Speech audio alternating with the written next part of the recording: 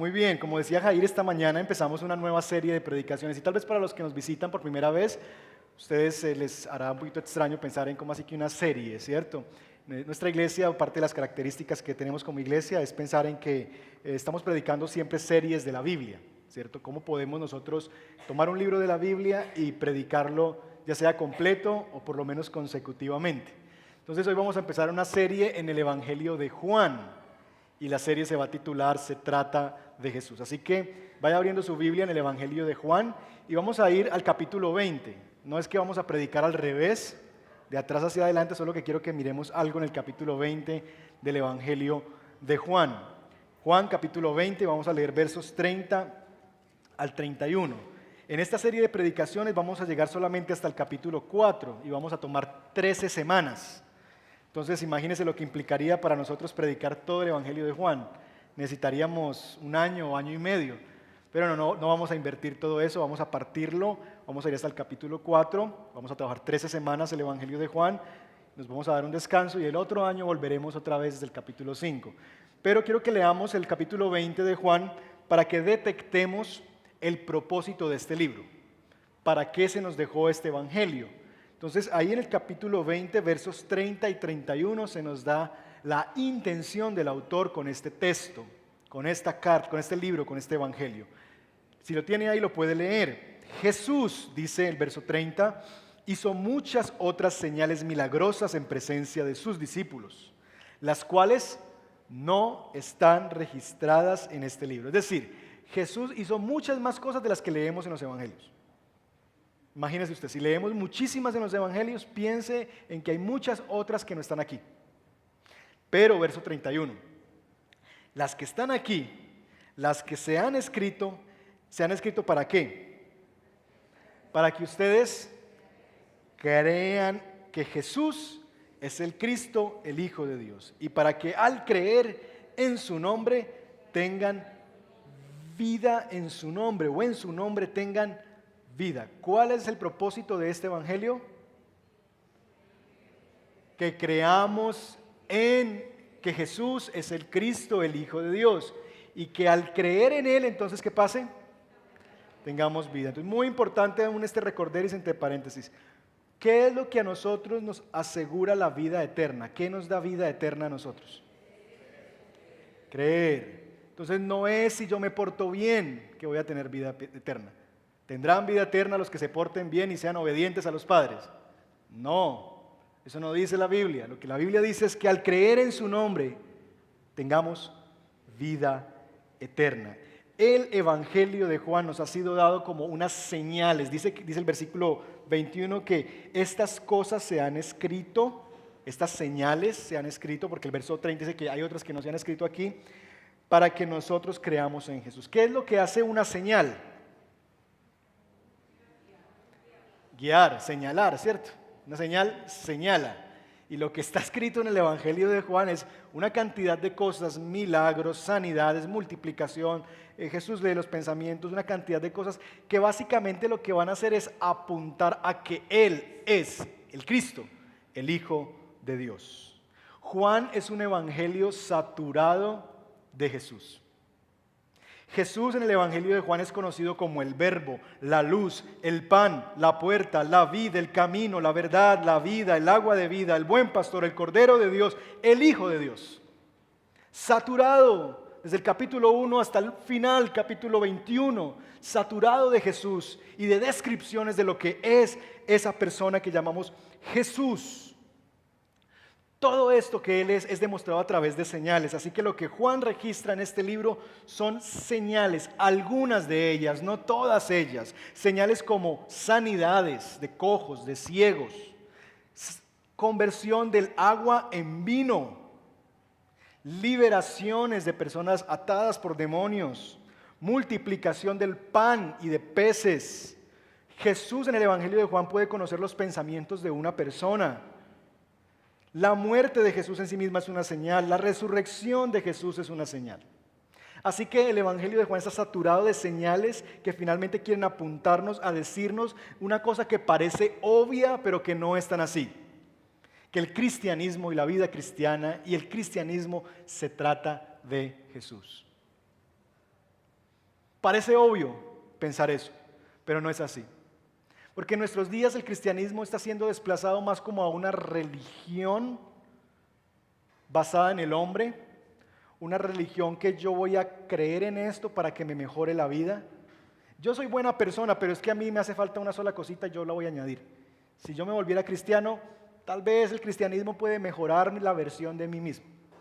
Entonces nos hacemos cristianos como para cambiar un poquito, sería chévere, es hasta play. Para muchos es, hey, qué chévere, pues no llevamos a nuestros hijos a la iglesia de allá del centro porque no hay nada para niños, más bien traigámoslo a un lugar como este, en un centro comercial, hay clases para niños, canciones para ellos. Y se convierte como a veces en una moda, en un asunto más de nosotros que de Dios. Estamos esclavizados en una cultura donde el centro de la sociedad hoy en día es, y básicamente incoherentemente con lo que estamos viendo, la familia. Somos una sociedad que adora la familia. La familia es el centro de todo en esta sociedad. Y digo que paradójicamente o tristemente porque lo que vemos realmente es que cuando nos enfocamos en eso, más descomposición social estamos viendo. Lo que viene a recordarnos la escritura del Evangelio de Juan es que el cristianismo no se trata de nada de eso, sino que el cristianismo se trata de una persona, de la persona de Jesús. Este libro se trata de Jesús. Se ha escrito para que los no creyentes puedan creer al ver las señales, al ver lo que ha hecho Jesús, lo que dice Jesús. Y para que los creyentes sostengamos nuestra fe en Él al ver cómo actúa su Salvador en este Evangelio. Así que durante estas 13 semanas yo ruego al Señor que podamos ser saturados con una visión de Jesús, renovados con una visión de quién es Él, quién es este que hasta los vientos y el mar obedece. Que podamos asombrarnos, gustar, probar a Jesús, porque lo tenemos a veces muy pequeñito en nuestra visión, lo tenemos muy domesticado a nosotros, y lo que quiero es que se despierte en nosotros una visión de a quién estamos adorando, quién es Jesús, y que nuestro corazón se despierte ante esa realidad. Así que ¿qué tal si oramos esta mañana y que al empezar esta serie de predicaciones hoy con los versos 1 al 5 del capítulo 1, nuestro corazón empiece a ser despertado hacia realidad de que Él es el Cristo, el Hijo de Dios? Acompáñenme a orar, por favor, y pidamos a Dios que despierte nuestro corazón hacia la realidad, la belleza de lo que Él es. Señor, oramos esta mañana para ser saturados de Jesús. Este evangelio es sobre Jesús. La Biblia es sobre Jesús. La iglesia está fundamentada en Él, que es la roca. Esta iglesia se trata de Jesús. La predicación, dice Pablo, predicamos a Cristo y a este crucificado. La predicación es sobre Jesús. Todo es acerca de Él. Satúranos, Padre, por la obra de tu Espíritu Santo en nosotros. Espíritu de Dios que ha sido enviado para llevarnos a la verdad, y esa verdad es una persona, Cristo Jesús. Satúranos por la obra de tu Espíritu Santo en nuestro corazón de Jesús. Y líbranos de que el pecado que hay en nuestra alma nos haga sentir hastiados de Él. Y más bien nuestro corazón, Señor, se abra como una fuente, Señor, que desea cada vez más conocer y vivir en esa plenitud de quién es Jesús. Abre nuestro corazón, despierta nuestra alma ante la belleza de quién eres tú. Y que hoy empieces a despertar nuestro corazón adormecido por el pecado, acostumbrado con placeres tan bajos como los que vivimos en esta tierra. Y llévanos a contemplar la gloria del Hijo de Dios. Pedimos, Señor, que nos muestres a Jesús durante estas semanas y que nuestra visión sea expandida. Yo te pido, Señor, que si alguno de mis hermanos, Señor, tiene en su mente, Señor, la idea de que ya conoce todo sobre Jesús, de que no hay nada para él nuevo que pueda descubrir acerca de Jesús, que tú borres esa idea, Señor, macabra de su mente y que puedan, Señor, abrirse a la realidad de que van a conocer a Jesús de una manera diferente, diversa, Señor, para extasiarnos de ti, para llenarnos del bien de tu mesa y de tu casa. Así lo pedimos esta mañana, Señor, y así esperamos en ti y de ti, en el nombre de Jesús. Amén. Amén. Por favor, acompáñenme al capítulo 1 y dar inicio entonces a través de estos primeros 5 versos de nuestra serie de predicaciones en el Evangelio de Juan. Juan capítulo 1, vamos a leer versos 1 al 5. ¿Lo tienen? En el principio ya existía el Verbo, y el Verbo estaba con Dios, y el Verbo era Dios. Él estaba con Dios en el principio. Por medio de Él todas las cosas fueron creadas. Sin Él nada de lo creado llegó a existir. En Él estaba la vida, y la vida era la luz de la humanidad. Esta luz resplandece en las tinieblas, y las tinieblas no han podido extinguirla. Ese es nuestro texto esta mañana. Si usted tiene un hijo entre los 3 a los 6 años, o si usted tuvo alguna vez un hijo entre los 3 a los 6 años, tal vez usted tuvo que enfrentar la situación incómoda, difícil y perturbadora de la siguiente pregunta: papá, ¿y quién creó a Dios? Mamá, ¿de dónde viene Dios? Yo no sé usted, pero eso es una pregunta que uno necesita como que la llamada a un amigo, ¿cierto? Llamemos al pastor y le preguntamos. Parece sencilla la pregunta, parece inocente, es la pregunta de un niño, pero finalmente revela mucho de lo que es la verdad acerca de Dios. El Evangelio de Juan en los primeros versículos nos enfrenta ante esa realidad de pensar: ¿quién es Dios? ¿Cómo fue el inicio de todas las cosas? ¿Dónde estaba Él? Y como vamos a ver durante esta predicación, vamos a descubrir la respuesta a esas preguntas, que tal vez usted no tenga 3 ni 6 años, pero tal vez usted puede estar aquí hoy preguntándose lo mismo. Espero yo, a través de esta predicación, poder responder, o que la Escritura nos responda a nosotros esas preguntas. ¿Quién creó a Dios? ¿De dónde viene Dios? Nuestro texto inicia diciendo: en el principio ya existía, ¿quién? El Verbo. Y el Verbo estaba con Dios, y el Verbo era Dios. ¿Cuál es la palabra que más se repite en el verso 1? Verbo. ¿Sabe usted qué es eso del verbo? Porque Juan inicia su evangelio diciéndonos que en el principio estaba el Verbo, era el Verbo, que el Verbo estaba con Dios y el Verbo era Dios. ¿Qué es eso del Verbo? ¿Tiene que ver con la canción que cantó Arjona? ¿Que Jesús es? ¿Es en ese sentido que Jesús es el Verbo? ¿O qué es esto del Verbo? Bueno, en la época en que se escribe el Evangelio de Juan, el mundo estaba dividido en 2 pensamientos, 2 formas de entender el mundo: el pensamiento judío y el pensamiento griego. Para los judíos, todas las cosas tenían su inicio en Dios. Génesis 1:1. En el principio, ¿quién creó? Dios creó los cielos y la tierra. Y la forma en que Dios creó fue que Dios decía y las cosas se hacían. Es decir, Dios hablaba y las cosas se hacían, ¿cierto? Y Dios dijo: hágase la luz. ¿Y qué pasó? Y la luz era a través de la palabra de Dios que todo fue creado. Para el mundo griego pasaba algo parecido, ¿cierto? Y ellos decían básicamente que el verbo era como lo que ellos llamaban también la razón, ¿cierto? La razón era básicamente como el amortiguador entre los hombres y Dios. Los hombres y Dios no podemos tener una relación de tú a tú. Tiene que haber algo en el medio que nos haga comprender a los seres humanos a Dios, y que le haga a Dios entrar en relación con los seres humanos. Era como un amortiguador, y a eso ellos lo llamaban el logos, la razón, ¿cierto? La razón por la cual existen todas las cosas. Y entonces encontramos allí como estas 2 realidades. Lo que Juan empieza a decirnos en el Evangelio es básicamente que esa razón, o ese logos, que es la palabra en griego que se usa aquí, que se traduce como verbo, que se traduce como palabra, el verbo, el logos, no es una cosa, no es una fuerza impersonal, es una persona. Ahora bien, nos podemos enganchar en esto y tratar de descubrir, bueno, ¿y qué era el verbo? Y a estudiar el mundo griego y a los filósofos para tratar de entender cómo funcionaba el verbo y cuál era la comprensión judía y griega del verbo. Y nos podríamos encarretar con eso y perdernos tal vez de la cosa más importante que nos quiere decir Juan y de la pregunta más importante que debemos responder ante esta realidad. Y no es qué es el verbo, sino quién es el verbo. Versículo 14 nos da la respuesta.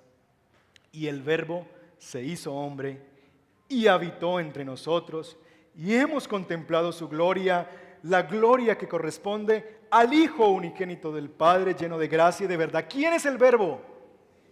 Jesús es el verbo. Así que lo que Juan está haciendo allí es describirnos la identidad de aquel que se llama verbo en este pasaje. De nuevo, para Juan lo más importante es recordarnos que se trata de Jesús. Este verbo que se nos describe en los versículos 1 al 5 es el hombre de carne y hueso con el que Juan caminó por 3 años, al que Juan vio llorar, al que Juan vio comer pescado con pan, al que Juan vio morir, de quien Juan conoció a su mamá y que era tan cercano a esta familia que cuando Jesús estaba en la cruz le encargó a su mamá a este hombre llamado Juan. Juan vivió con Jesús y piense por un momento, Juan caminó con este hombre, comió con este hombre, vivió, durmió al lado de este hombre, lo escuchó tal vez roncar, no sé, toda la humanidad del Hijo de Dios.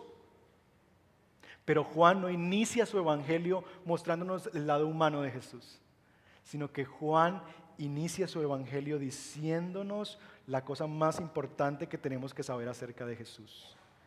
Y es diciéndonos, en el principio ya existía el verbo.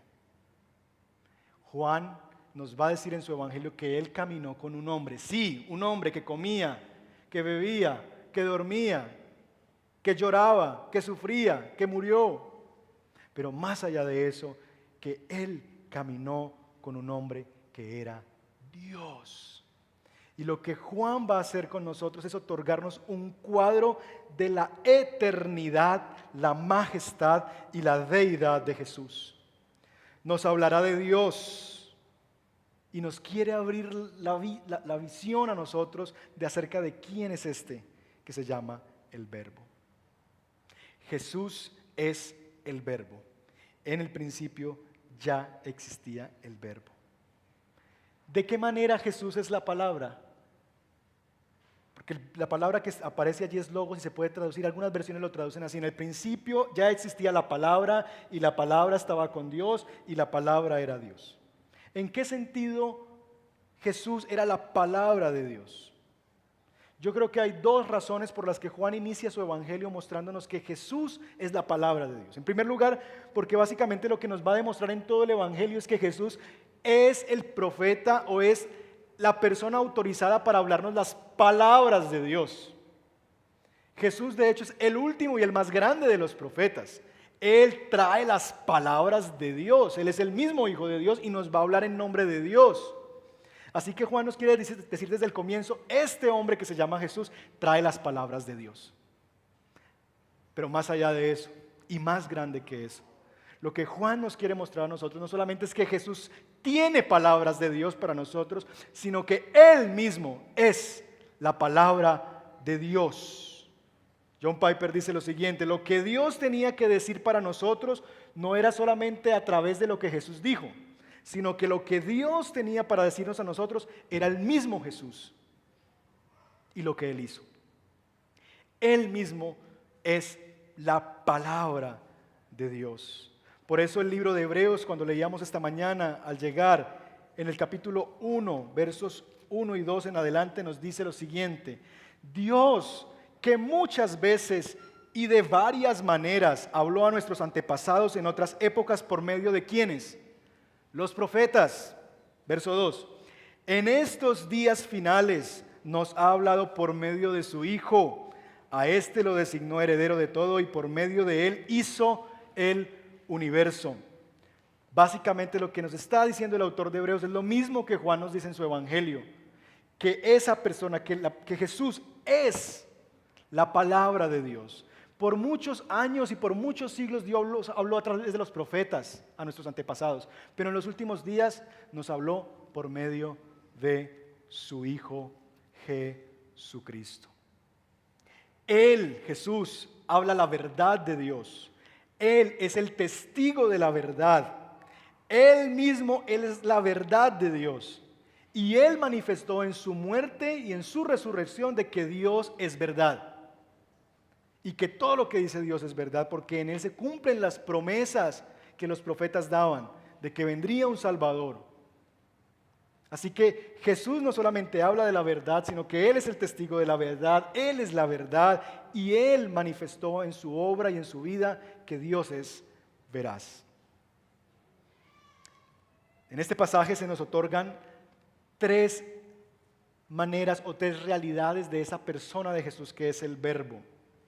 Tres cosas que nos quiere mostrar Juan acerca de Jesús. Y para aquellos que toman notas, se las voy a decir. Número 1, Juan nos quiere mostrar que Jesús, el Verbo, es eterno. Nos quiere mostrar su eternidad. Número 2, nos quiere mostrar su deidad. Y número 3, nos quiere mostrar su relación con el mundo. Cómo Él se relaciona con todo lo demás. Eternidad, deidad y su relación con el mundo. Si usted ha leído atentamente el versículo 1, usted podrá notar que este comienzo del Evangelio de Juan se parece a otro comienzo de un libro en la Biblia. Usted lee el verso 1 y ¿a qué se le parece? ¿A qué otro libro?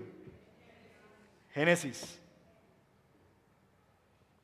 En el principio dice Génesis 1:1.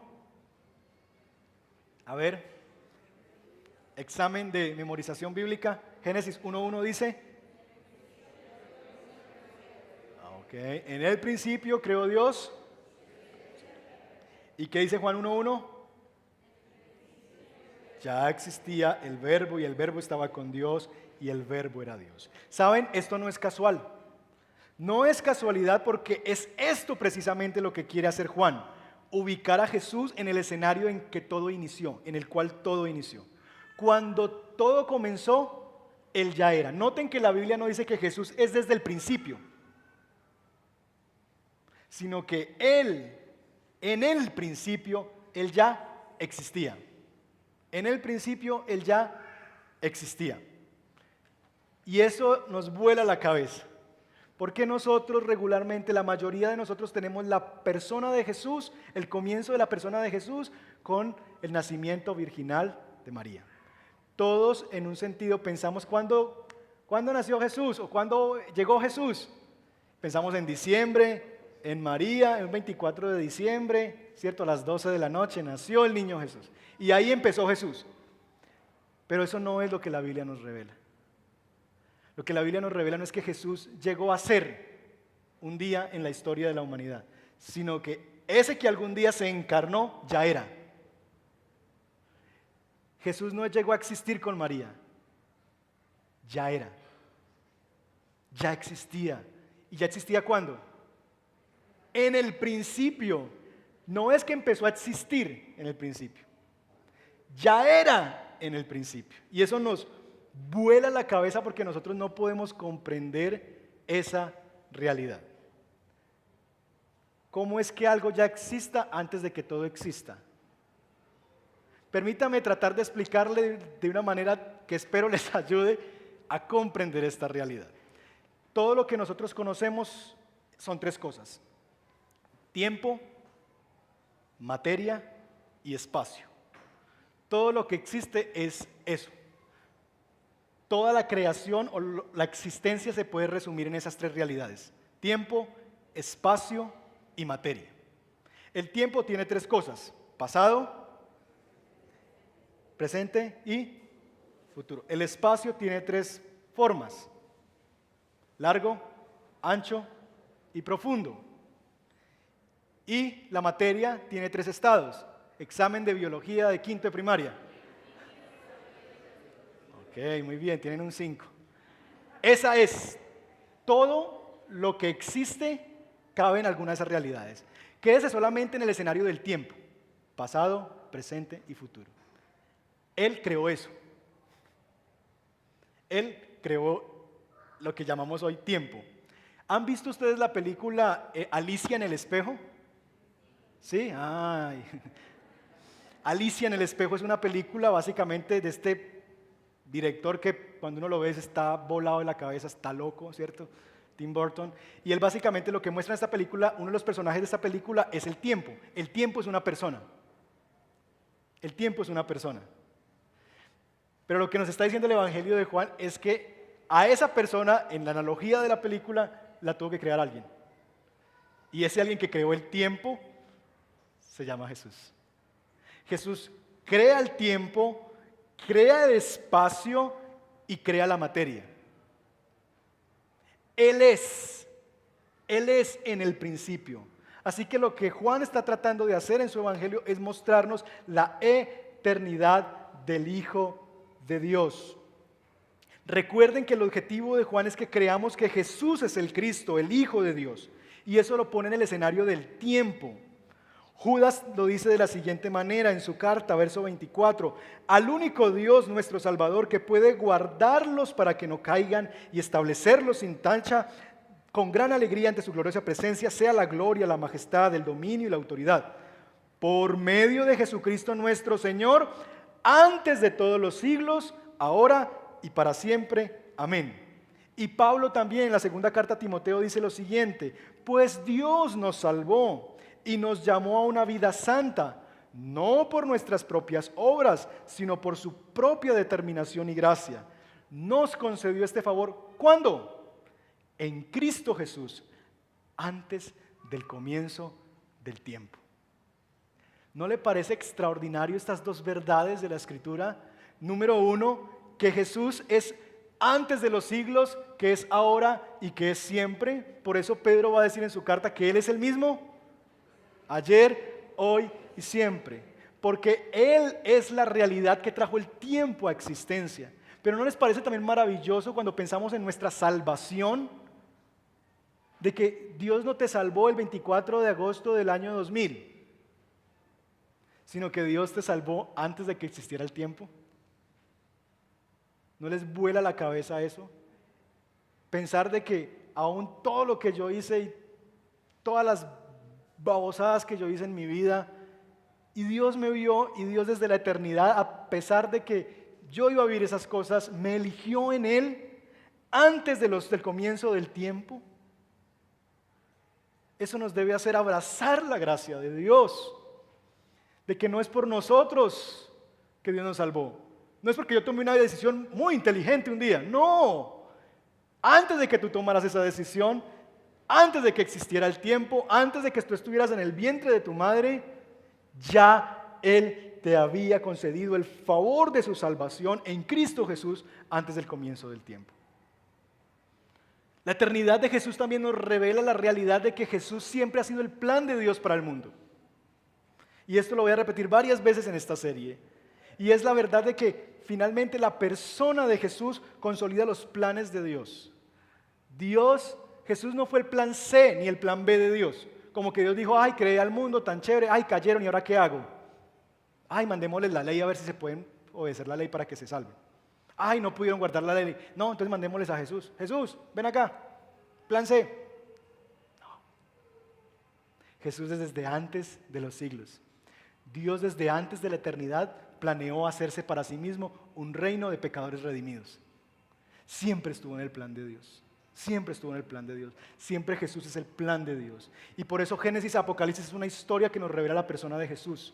Por eso Jesús cuando se aparece en Emaús, Lucas capítulo 24, y se le aparece a los discípulos, dice la Biblia que lo que Él hace es que empieza por Moisés y por los profetas a mostrarles cómo la Escritura es acerca de Él. Eso es lo que dice Lucas. Lo que Jesús empieza a mostrar a los discípulos es vean la trayectoria, toda esta historia se trata de mí. Y lo que están viendo en la cruz es básicamente la consumación de un plan que se trazó desde antes de los tiempos. Jesús es eterno. Antes de que existiera cualquier cosa, antes del tiempo, ya era el Verbo. Y es a esa persona que es eterna a la que Juan nos va a mostrar en su evangelio. Eternidad. Pero el texto no solamente dice que en el principio ya existía el Verbo, sino que el texto también nos dice que el Verbo estaba con Dios y el Verbo era Dios, deidad. Su deidad. Este Verbo, Jesús, estaba unido al Padre desde el comienzo. Y aquí nos enfrentamos al misterio de la Trinidad. Que Él estaba con Dios y que Él era Dios. ¿Cómo puede ser eso? Otro misterio, otra cosa que nos vuela la cabeza. ¿Cómo es posible que yo esté con Gabriel y que yo sea Gabriel?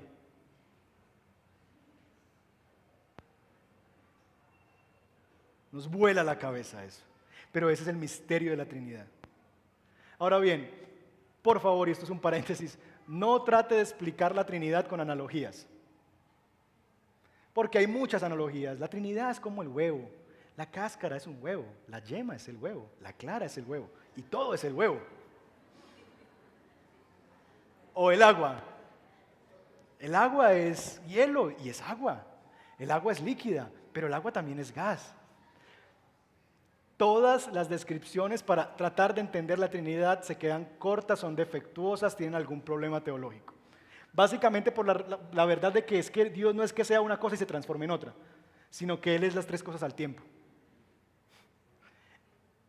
Él es Dios y las tres cosas son diferentes y a la misma vez es Dios. ¿Me entendieron? No, está bien que no me entiendan porque es muy difícil de entender. Por eso es un misterio, el misterio de la Trinidad. Pero lo que la Biblia nos dice, que Él estaba con Dios y que Él era Dios. Ahora bien, para Juan y para el mismo Jesús sería muy importante señalar en este evangelio su estrecha relación con el Padre. Juan capítulo 10, verso 30 dice, el Padre y yo somos uno solo. Capítulo 12, verso 49, Jesús dice, yo no he hablado nada de mi propia cuenta, sino lo que el Padre me ha dicho que yo hable. Capítulo 5, verso 19, Jesús también dice, no he hecho nada por mi propia cuenta, sino aquello que el Padre me ha dicho que haga. Es decir, el Padre, Jesús todo lo que habla, lo habla en unión con el Padre. Jesús todo lo que hace, lo hace en unión con el Padre. Jesús es uno con el Padre. Así que el Evangelio de Juan es rico en esas experiencias donde vemos a un Jesús unido con la deidad, con su Padre. Si hay alguien que conoce a Dios, ese es el Verbo. Pues estaba con Dios ¿desde cuándo? Desde el principio. Si hay alguien que nos pueda mostrar a Dios y conocer bien a Dios, es su Hijo Jesucristo.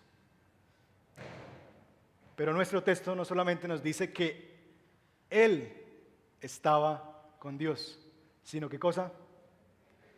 Que el Verbo era Dios.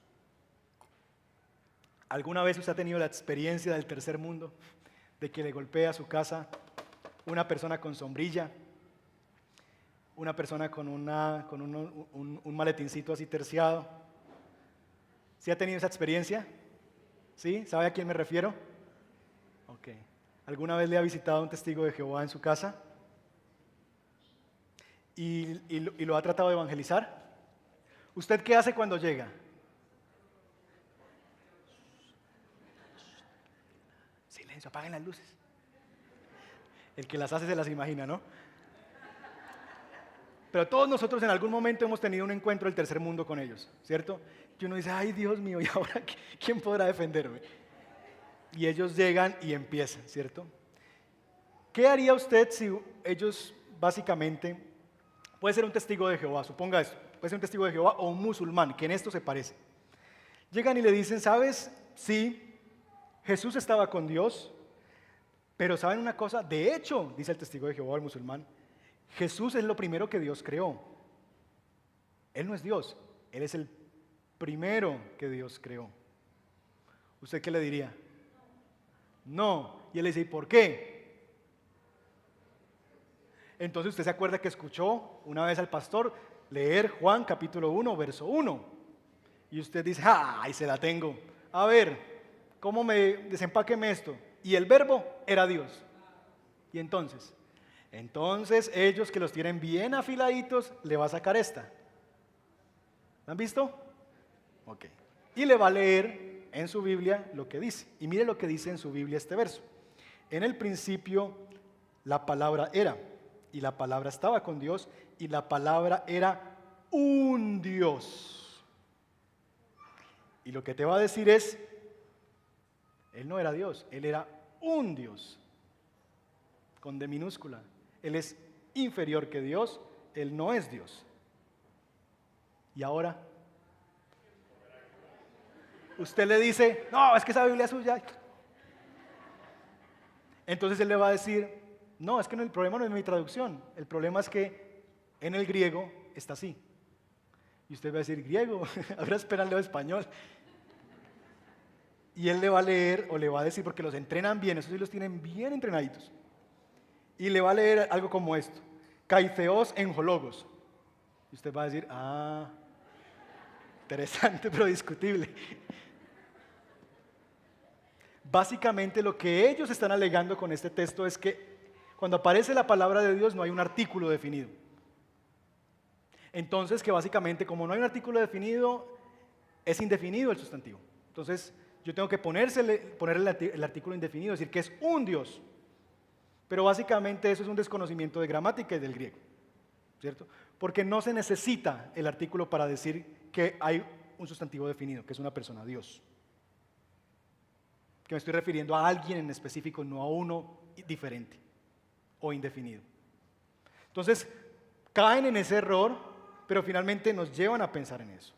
Pero más allá de la discusión esta, que básicamente se puede investigar más en internet si quiere, hay muchas cosas buenas y algunas no tan buenas, o podemos hablar después si usted quiere saber cómo responderle, pero básicamente es eso, es un tema de mal entendimiento de gramática griega y aún en castellano. Porque si yo le digo a alguien, le presento a mi esposa, ¿cierto? O ella es esposa. Pues puede ser la esposa de él, la esposa de ella o mi esposa. Existe la posibilidad de que me esté refiriendo a mi esposa. Entonces, no hay una necesidad de poner un artículo indefinido a esto. Pero más allá de eso, el mismo Evangelio de Juan deja en claro que Jesús es Dios. Cuando Jesús se aparece a Tomás, el incrédulo, y le muestra sus manos y sus pies, ¿qué es lo que dice Tomás? Mi Señor y mi Dios. Los mismos apóstoles reconocen en el Evangelio que Jesús es Dios. El mismo Jesús habla acerca de Él como Dios. Juan 10:33, cuando los fariseos le acusan y le tratan como de asesinarlo y de encorralarlo, dice que lo acusaban por hacerse pasar por Dios. El mismo Jesús no tenía pelos en la lengua, ni decía, no, es que yo no, realmente es que yo no sea Dios, yo no tengo tan alto concepto de mí. No. Jesús no tenía problemas con eso, decía, yo soy Dios. Yo soy Dios. Así que, aun si no fuera por este texto, el testimonio de todo el Evangelio de Juan nos va a comprobar que Él es Dios. Los apóstoles lo señalaron como Dios, Él mismo decía eso de Él.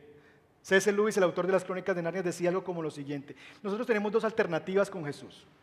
Número uno, yo puedo pensar que Jesús es un loco maniático que se hizo pasar por Dios y que decía una cantidad de cosas y él decía que era Dios, pero en realidad era un farsante y estaba loco diciendo que era Dios. Esa es una opción. O realmente Él era Dios. No hay camino intermedio.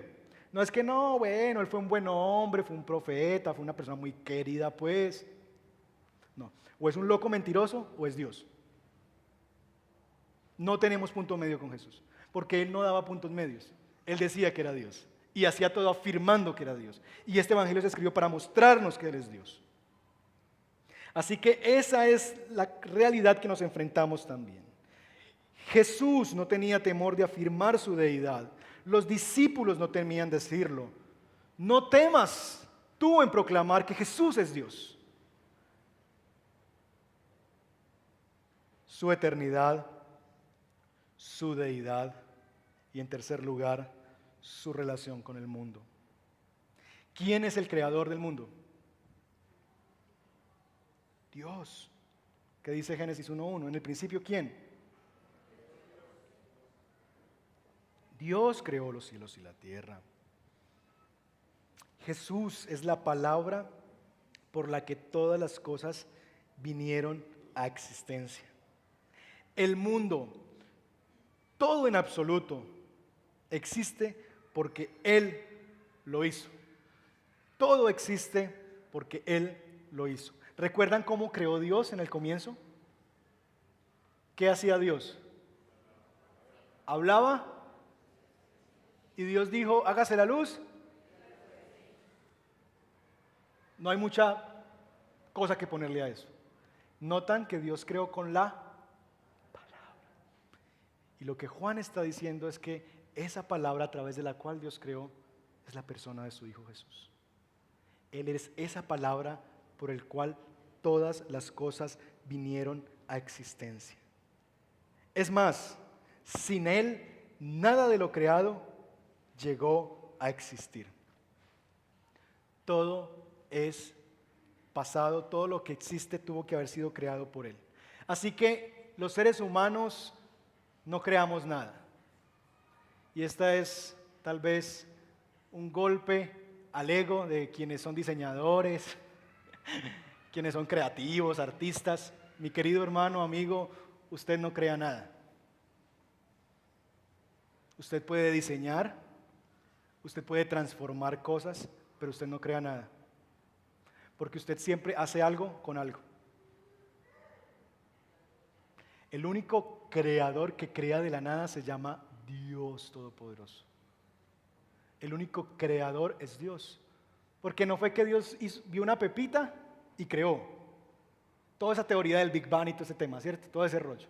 Y uno se va hacia atrás y atrás. No, es que fue una explosión que hubo. Bueno, ¿y quién creó esas pepitas que explotaron? No, pues era que en el universo existía como unos gases y eso llegó a componerse. Y, bueno, ¿y esos gases qué? Y finalmente tengo que llegar a una conclusión. O que hay materia preexistente o que hay alguien preexistente. Es decir, tiene que haber algo o alguien detrás de todo. Y es lo que tengo que creer. O es un algo que existía por sí mismo o es un alguien. Lo que afirmamos los creyentes es que es un alguien y que es Cristo Jesús. Y ¿saben una cosa? Él no creó de esos gases. Él creó esos gases. Él no fue que cogió una roquita y entonces creó el mundo. No, esa roquita no existía. Él creó de la nada. No había nada, no existía nada. Él, todo, tiempo, espacio y materia, lo trajo a existencia. Esa es la gloria de nuestro Dios. Esa es la belleza de nuestro Jesús. Jesús, al que tú llamas tu amigo, sí, chévere, tu Salvador, sí, pero también es tu hacedor. Y esa es su gloria. Y por eso te pueden demandar cuentas de tu vida.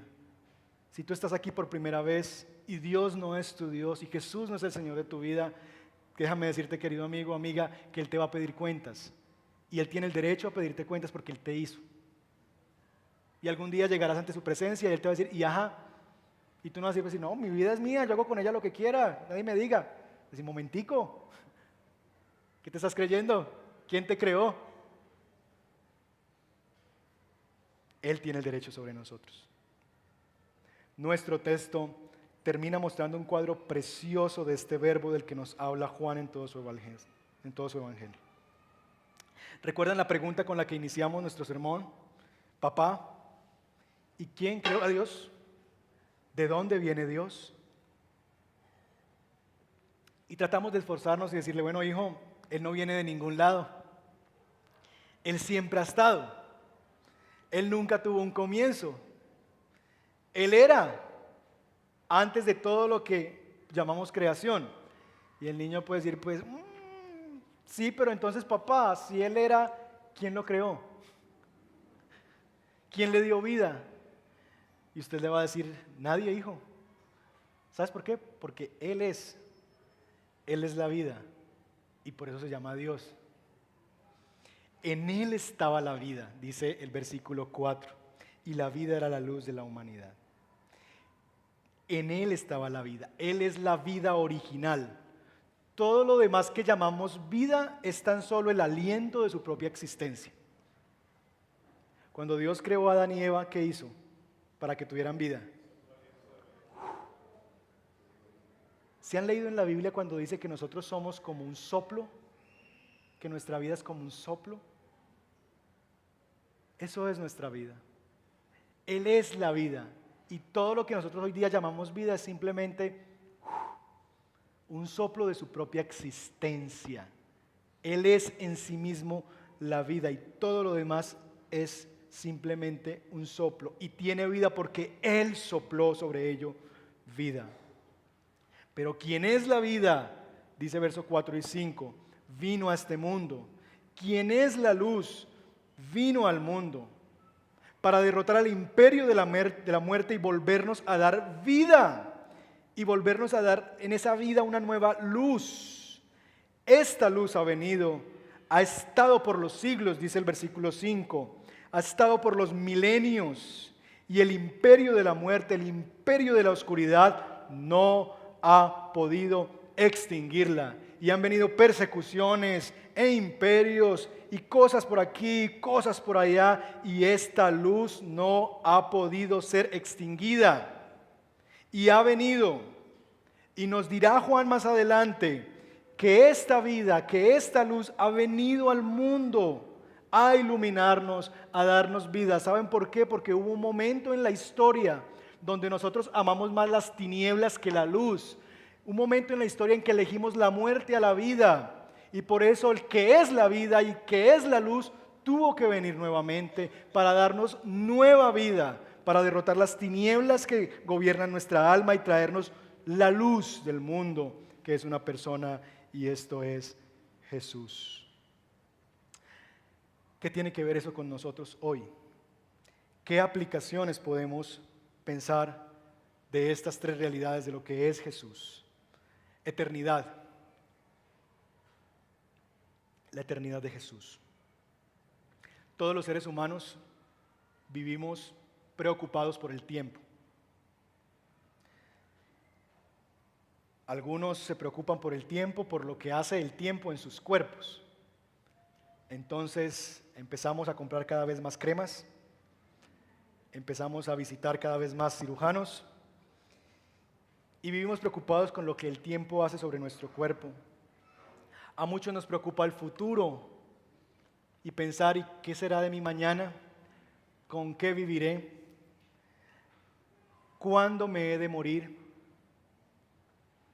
Otros están preocupados porque están sobre los 40 y piensan, me está dejando el tren, me voy a quedar solo, sola, el tiempo está en mi contra. ¿No te parece muy alentador que el Dios ante el que tú has rendido tu vida es eterno? Él creó el tiempo y lo tiene en su mano, que Él no llega tarde, que Él no vive corriendo y de afán, que a Él no se le quedó el tren, que Él era en el principio y será hasta el final, desde los siglos, ahora y para siempre. Todos nosotros, por más longevo que usted se crea y piense que va a ser, tenemos un tiempo en esta tierra. Esta semana recibí la noticia del fallecimiento de un amigo del seminario y me dio muy duro. No éramos tan amigos, pero me dio muy duro. 55 años. Estaba enseñando, predicando, le dio una tos, se quedó, se lo llevan a la clínica, H1N1, 15 días hospitalizado, cuidados intensivos y falleció. Todos nosotros, jóvenes y viejos, tenemos un punto en que vamos a salir de esta tierra. Pero ¿saben qué es la gloria de nosotros? Que nuestro eterno Verbo fue a la cruz para que pudiéramos estar con Él para siempre. Y que aunque usted salga de esta vida, al creer en Él, Juan 20:31 que leíamos al comienzo, vamos a tener vida eterna. Él nos va a compartir de su eternidad y viviremos con Él para siempre. Así que no te afanes, no te preocupes por el futuro está en sus manos. El tiempo Él lo creó, Él es el dueño del tiempo y Él tiene el tiempo y tu tiempo en sus manos. Sus días, tus días están en sus manos. Confía en Dios. Deidad, Jesús es Dios. Se trata de Jesús, se trata de Jesús. Él es Dios, Él es el Creador, Él es el Cordero de Dios, Él es el Hijo de Dios, la palabra, la luz, la vida, el camino, la verdad, el buen pastor, la puerta, el agua de vida, el pan de vida. ¿Hay acaso alguna insuficiencia, alguna necesidad, algún problema para el cual Él no sea la respuesta y Él no sea suficiente? Él es todo. Él es Dios. Él es el pan, Él es el agua, Él es la vid. Él es la vida, Él es la resurrección. Él es la luz. De tal forma que no hay ninguna necesidad, ninguna insuficiencia que tú puedas ver en ti mismo para la cual Él no sea la respuesta y Él no pueda solucionarlo o ser lo que tú necesitas en esa situación. Si Él es Dios, si Él es todo, ¿habrá acaso alguna cosa que se salga de su poder y que Él no pueda suplir, proveer, dar o ser para nosotros? Él es la vida y Él es la luz. No importa cuán oscura sea tu realidad, no importan las tinieblas que tú puedas estar viviendo en este momento, la luz resplandece en las tinieblas y no van a poder extinguirla. ¿Saben una cosa de física muy sencilla? La oscuridad jamás podrá extinguir la luz. La oscuridad nunca podrá acabar la luz, pero la luz sí puede derrotar, acabar, extinguir las tinieblas. De hecho, entre más oscurito esté, más preciosa se ve la luz, más hermosa se ve la luz, más necesaria se hace la luz, más poderosa es la luz. Querido hermano, no hay oscuridad en ti que Él no pueda iluminar. Y no hay muerte, no hay enfermedad, no hay calamidad ante la cual Él no pueda soplar vida sobre ella. Si Él es la vida, no hay muerte, no hay tinieblas, no hay oscuridad, no hay enfermedad, no hay calamidad ante la cual Él no pueda traer luz y ante la cual Él no pueda soplar vida. Porque Él es la vida y no va a poder extinguirse jamás. Acércate a quien es la vida, acércate ante quien es la luz y vive. Y vive. Quiera Dios revelarnos su gloria durante toda esta serie de predicaciones. Quiera Dios que podamos verlo como Él es. Si tan solo, iglesia, lo viéramos como Él es, sería tan distinta nuestra vida. Si realmente pudiéramos apreciar la gloria de nuestro Dios, si realmente pudiéramos despertarnos de los deleites bajos de este mundo y conocer la plenitud de Dios, las delicias que hay en su diestra, el gozo profundo que tenemos en Cristo, lo que Él es para nosotros, nuestra vida sería muy distinta. Quiera Dios que nuestros corazones se despierten a la adoración del Dios verdadero. Que así sea. Amén.